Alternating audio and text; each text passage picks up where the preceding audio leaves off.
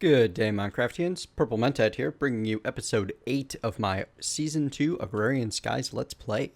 This game pack by Jadedcat is available on the Feed the Beast launcher. Last time, we got the bioreactor, biofuel generator, harvester, sludge, boiler, and planter all set up. This time, we're going to refine this build a little, and we're going to add on to our automated farming to get more key resources. First things first, I don't like the way everything is laid out. So I'm going to put my nether wart in the middle now instead of on the side. And we're going to assign to the sides 2 spots for seeds, 2 spots for carrots, 2 spots for potatoes, and 2 spots for saplings. And this will write itself all on its own over time, except for the middle part, which I'm actually going to not just leave open like that. We're going to come down here and we're going to put some blocks in the way so that when I need to dig out the dirt, replace it with soul sand, it will not cause a giant spill. So I made myself a shovel recently, which I don't have on me, so let me go grab that. Just a simple flint thing that'll let me dig through stuff a little bit faster because I knew I was going to be playing into dirt a fair bit. There's my shovel. It's not even level 1 yet. Alright, let's get up there, continue with the reshuffling of this system. There we go. Alright. Get my soul sand down, and now that should fill up with nether wart. I will need a couple more blocks of soul sand, but luckily I have some right here. There we go. Now, the main things that I want to do today is I want to set this system up so that it can be out of sight, out of mind. I can ignore it and it will do its thing, and I will not need to directly interact with it anymore. It's being a little derpy there, isn't it? There we go. Fantastic. Now, to do that, I'm going to need to make use of an extensive bit of item ducts, as well as some other goodies, but that will happen over time. First things first, we did have a quest for that bucket of sludge. So I'm going to hand that in. On learning the skyblock, cultivating the harvest. I'm going to claim my ender lily seeds as a reward because the tomato and bean seeds are fairly easy to get. Ender lilies are not like super rare or anything, but I'm kind of interested in building myself a farm of them, so may as well get the head start. And off of cultivating the harvest, we have expanding the farms, which requires me to make the tin upgrade and a precision sledgehammer. Precision sledgehammer is, I'm basically replacing its functionality with the crescent hammer. However, it's also a very cheap block, so there's no reason not to have, a very cheap item, so there's no reason not to have one available. Just some sticks and some plastic sheets. And I don't have any sticks and grumble. There. Fantastic. Tuck that away and probably never touch it again if my experience is any judge. Single-use safari net, which I know better than to just use anywhere. Quarter of a heart, and we'll take the middle reward bag. Alright. Get the hearts deposited, and I will open my greater reward bag to receive 64 glowstone nooks. I mean, I guess it's lighting, which, yay, but 64 glowstone nooks is basically 1 piece of glowstone, I believe. So, yeah, I am not thrilled by that reward. It is not exciting. Right, so the really cool thing about the rewards, besides the ender lily seeds, is this flux-infused sickle, which has silk touch on it. This means that I can use this to not only collect leaves in whole form, but I can also collect mycelium. I can dig it up with the sickle and get that full bit of mycelium, which is nice. It's very nice, actually. I'm going to put some soul sand back in there, and we'll leave that alone for now. So that'll be very useful, especially once I have the setup that I need to recharge it, which will take a little bit more teching up. Need more infra. Oh, the sludge bucket was not... Yes, that was a manual detection. Okay. So now I need to do something with that sludge. Okay. Easiest thing to do with that is actually going to be come over here and turn the sludge boiler back on. Stay out of the way. I should be able to get just close enough to the boiler to see it functioning. Oh, nope, I got the nastiness. Okay. Anyway, It's not that big of a deal at this stage of the game to get a little bit of poison every now and then. So what I'm going to do is I'm going to take this hardened portable tank up there. And if I stay over here on this side, I should be able to... Oh, you know what? I'm going to have to get too close. There we go. Turn that on, set you to output, put you in there, and now it'll process. I'm going to have to get that sludge boiler into a safer place sometime soon. Unfortunately, it's going to be difficult to do until it processes through all of the sludge that's in the harvester and in itself.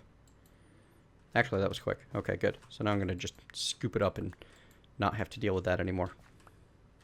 We will keep the hardened portable tank filling with sludge for the time being, because the sludge boiler does produce some useful items. For example, I have some salt, I have some gravel and sand, some clay, I have some heat sand, and I have some dirt. And all of that is in there because of the sludge boiler.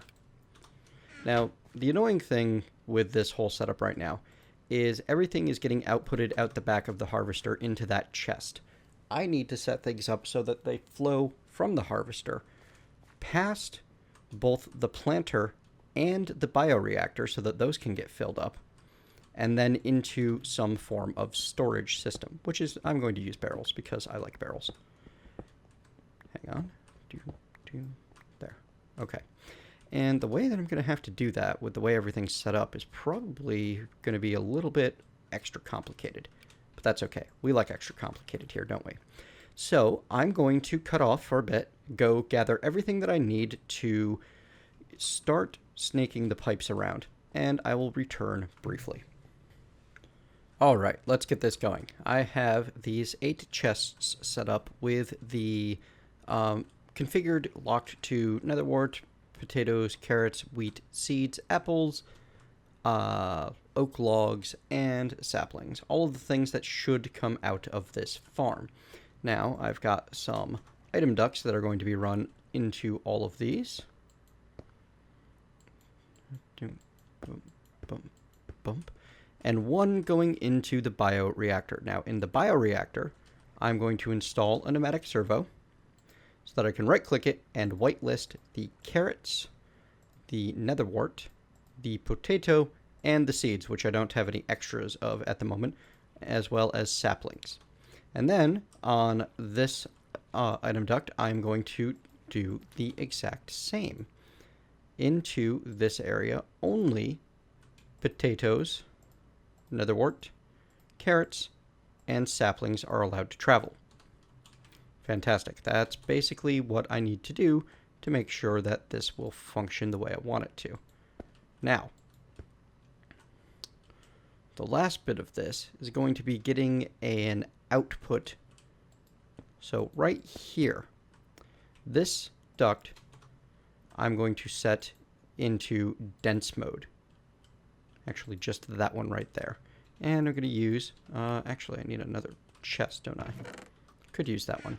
I have a bit of an obsidian generator set up here, by the way. I don't know if I probably showed it last time. This is just basically something that has water on the top and lava flowing into the sides. And the reason that I have it set up with this little hood is because when it rains, the stone barrels will collect water. I don't want them to do that because I want to be filling it with lava from my crucible right here. Pretty sure I forgot to show that last time. Oh, look at that. And also, because I've got the hardened portable tank set up right here, it's filling the tank before it goes into that stone barrel. And when that stone barrel fills up, then it will immediately turn into cobblestone and get pulled out by that item duct underneath it. It's pretty nice. Okay. So, where was I? I was making a chest, which I don't have a crafting table near there for some reason. Let's fix that. I thought I brought one over, but I seem to have misplaced it. Is it in here? No. Anyway, I'm sure it'll turn up. Is it in here? Also no. Strange. Okay. We'll keep a crafting station right there so that it's on hand.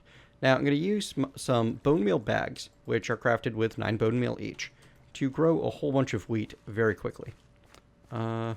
Except I want a nice 3x3 area of wheat. There we go. There we are. Bump, bump, bump, bump, bump. Boom. And we'll wait for the harvester to gather all of that. Wow, filling up on sludge again already. So I'm going to use this to get my seed stocked up initially. And I'm going to take one of those seeds downstairs with me so that I can add seeds to the whitelist in that item duct and this item duct. Now this way, it will always attempt to fill the planter with seeds first. Then all of the excess seeds will get dumped into the bioreactor where they will become biofuel. Now, the unfortunate issue here is that I need to get a good backlog of seeds going before I put much into the bioreactor, or it's not going to work at maximum efficiency. So I need to give this time. Problem being, my harvester is now will start to run low on energy sometime soon because I've burned through all of the power that it has. So, the slowdown point is the seeds from wheat, also the nether wart. But I have no way to accelerate the nether wart, so that's just going to be around to provide bonus efficiency when it's available. Right now, getting basically more than half of a bucket out of 4 items is a pretty good setup. I'm not going to complain about that too much. All right. And I'm just going to harvest, well, dang it. Let the harvester do its job as much as possible on these areas, and let the planter reset everything to the way they should be based on the new configuration.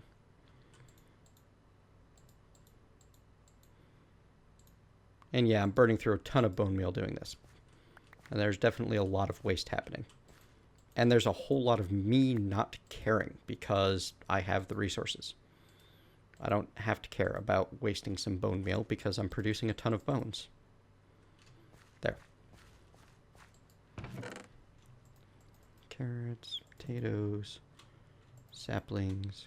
Yay. Okay. Now, one important thing of note. In the planter, you want to make sure that you have consume stack set to off. This way, it will always leave that last one of each item. Also, because I didn't want anything extra in the planter, I want all of my extras to be turned into biofuel.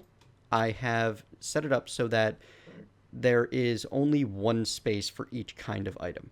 Unfortunately, the bioreactor does not have that sort of, that sort of buffer available. You have to make sure that you are adding things in as fast as you are using them, or you're going to end up flooding your bioreactor with some other stuff. So it's going to require some maintenance at first. But I don't mind a little bit of maintenance early on, as long as it eventually leads to complete total automation for me. Okay, so let me show you how this is all going to work. I'm actually going to want to move that chest out of the way for now, which I don't have my dolly on me, or my axe. Still haven't recovered from stowing everything away because I was fighting a bunch of blazes and didn't want to lose things. That's okay. We can punch the chest down, they'll drop all their items, and we'll set things back down here and just, yeah, dump it all back in. There we go. Now, all I need to do to make this continue functioning is take my item duct and put it there. And it's going to need to be set to output, but not actually powered. There we go. And now, when it has something to harvest, it will do so. I wish I had the clear item duct so you could see things dancing through, but I don't at this time. You know what? I want more bones so that I can show this to you directly. Bounce on over here. So it looks like the guy in that building over there on that island, he doesn't play much. I'm going to see if I can get the server owner's permission to just build a bridge over to his area anyway, so that I can start, making a way to run over to people's bases. Flying between bases is cool and all, but I'd like to have a bit of a bridge network. I think that would be fun. All right, so actually I really don't want to grow carrots. I want to grow crops. Here, let's get a handful of these grown up. Maybe not do that.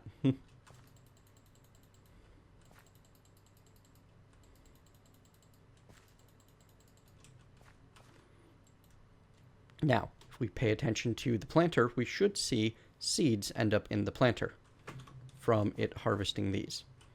Watch these crops disappear.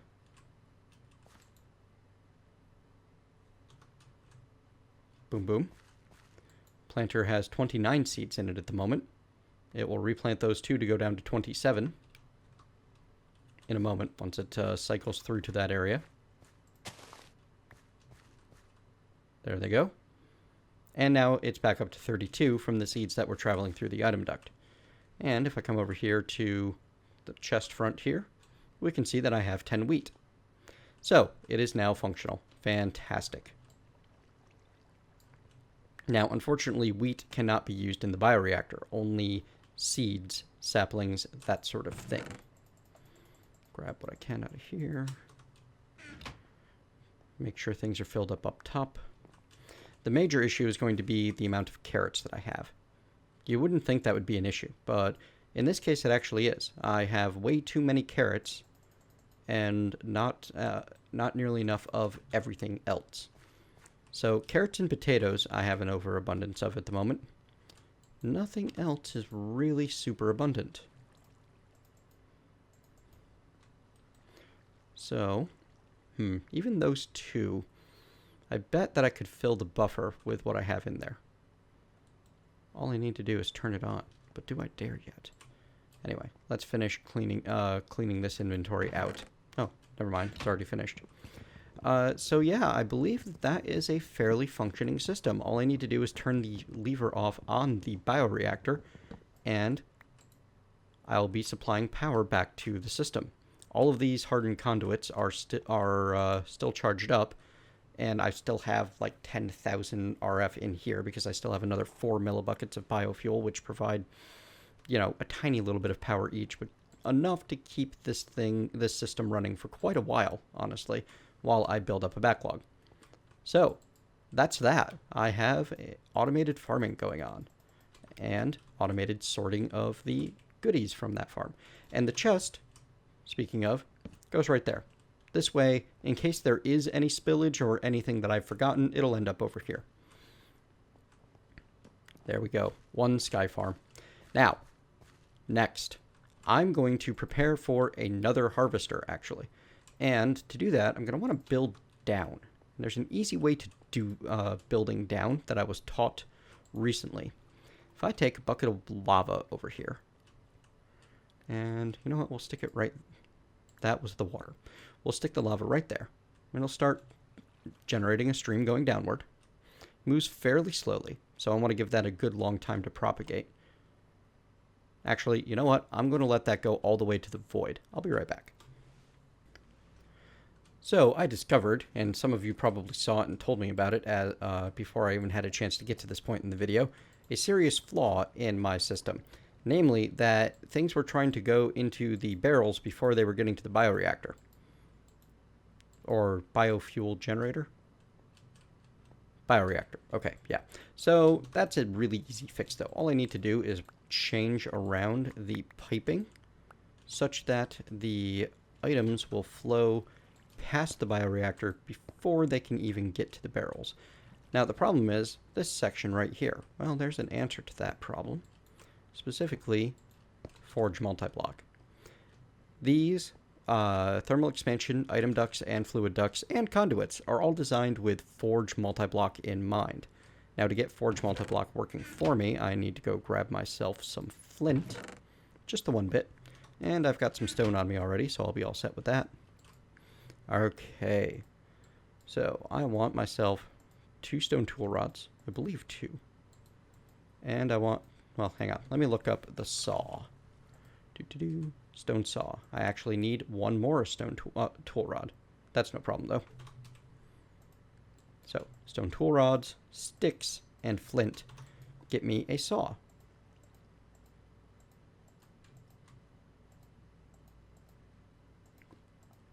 And what I can do with that saw is I can take a nice neutral block, like a bit of stone, and I can chop up that stone, first into slabs, then into panels, and finally into covers. These covers are going to allow me to separate the item ducts. And I'm going to do so by placing them right on this edge of the item duct. And now I can run these here, and they won't connect.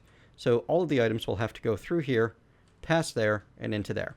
And then I can even move this chest from there to here.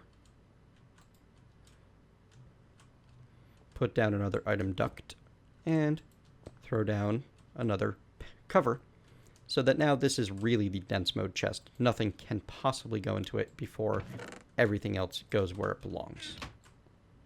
As you can see, I have a fair bit of everything flowing in, except for seeds and potatoes, because those are all still building up in the planter. Alright, so back to monitoring this. I'm up to 9 netherwort and 53 seeds. Fantastic. Going to get what I need together for the next step. See you soon. Okay, back over here at the lava pillar. It's going all the way down. So I'm going to scoop that up, give it just a second. As soon as it ticks, place down the water. And now, as it goes down, it should be turning everything into cobblestone as the lava disappears. Just going to ignore that for quite a while until it's done processing. And I'll have a cobblestone pillar going from my base all the way down to the void.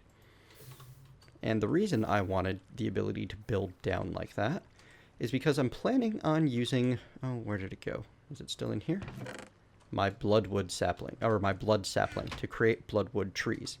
Now, to use the blood sapling, I'm going to need a little bit of dirt, and I'm going to need a bit of witch water, which I grabbed myself a bucket of out of the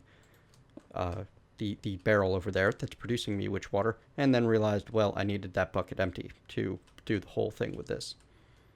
As you can see, that's building me a nice little pillar. All right, so where was I? Oh yes, I was making myself some tainted soil, a bucket of witch water and some dirt. Grab myself some tainted soil, and now I am able to plant that blood sapling. And to do so, I'm going to go quite a bit away from my house.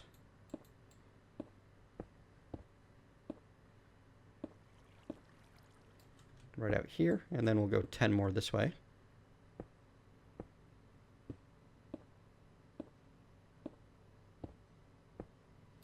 We're going to build out just a little bit here, and then build that up enough for me to do a little hop and put the tainted soil on top.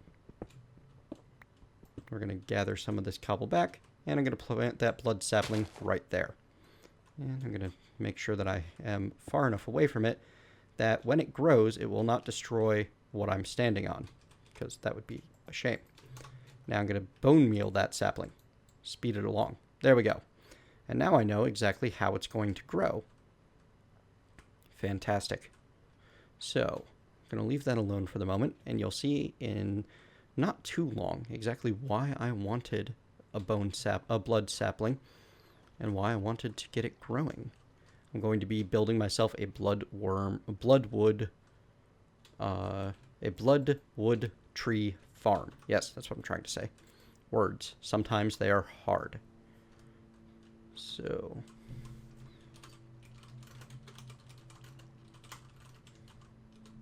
I've never been disco bowling, but it sounds like a good time. I'm going to grab myself a little bit more cobblestone here. I was in desperate need of more redstone, and this tree is going to do that for me. All right, so now what do I want to do? Well, I'd want a way to get back up. And the easiest way that I've found to be able to do that, short of the water ladder, which I do really enjoy, is to use a rope ladder from Open Blocks, which is a fantastic little device. I believe I can't remember if it's 3 string or 6. Must be 6. Sticks on the inside, string on the outside, and you get a rope ladder. And this will also travel all the way down to the void for me. I'm going to set that right there.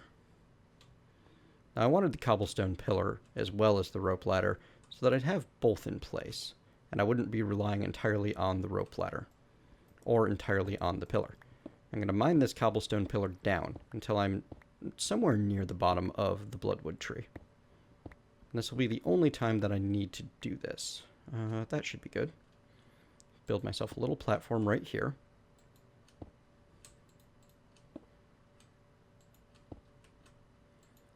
And for once, I remembered to bring lighting with me, because this is a nice little spot. This would be quite the fun spot for a skeleton to spawn on me. And by fun, I mean terrifying. It's nighttime. This is not a good time to be doing this. All right, back up the ladder. You don't want to back through these ladders. You need to have them in front of you and holding forward to be able to travel through them safely. Just FYI. Yeah, that definitely killed me once on stream. Okay. Some more lighting would be good, but not essential. You are completely out of energy, which means the harvester is probably not far behind. It is also completely out of energy. Okay. So we're going to grab what seeds we can out of here, actually. We'll leave the one, and we'll leave the one nether wart, and we'll leave the one sapling. And we're going to use those right now to generate more biofuel. And this should generate quite a lot very fast. Here we go. Turn that on. And as you can see, the buffer is full, and I have not actually used up any of the different reagent types. So now I can probably actually leave that running and slowly ticking over and creating more biofuel. Because at 150 millibuckets apiece, 25 saplings should... Hang on, let me math that. So 25 times 4 times 150. How about times, not multiplies? Is 15 buckets worth of stuff. And I only need, between 8 and 12, most likely, before I start running out. So I should be able to just leave that running now and not have a problem. And anything that it grabs up will end up first in here and then in here. As you can see, it's already generated quite a few saplings. Okay. So let me wait for day, or see if I can convince these people to sleep and get to daytime. And I'll be back when I can continue with the blood tree farm. There we are, daytime again. Let's go get that. Ooh, look at that. See, it's a good thing I waited for day. I'm going to just let those guys burn to death before I bother going back out there. Here we go. Okay, so as originally planned, take the ladder down till we get to about there. There we are. And now we can build ourselves a bit of a platform going out. You know what? I want to extend this so there's a little bit more room on the sides of the ladder. That seems like a safe thing to do. And honestly, I'm only going to need to do this manually the once, but this first time is very important because I am in dire need of redstone. And that is exactly what the Bloodwood tree will provide for me. Okay, here we go. I'm going to make these paths 3 wide for safety.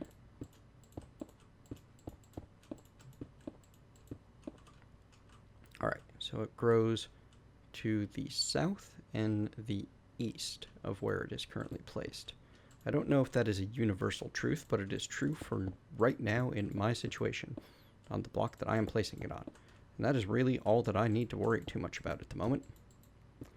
Okay, so collecting all of the leaves from this means that I'm going to want a nice large platform that extends all the way around it. And that's going to be easiest to do if I, well, for one, turn off the mob spawn warnings.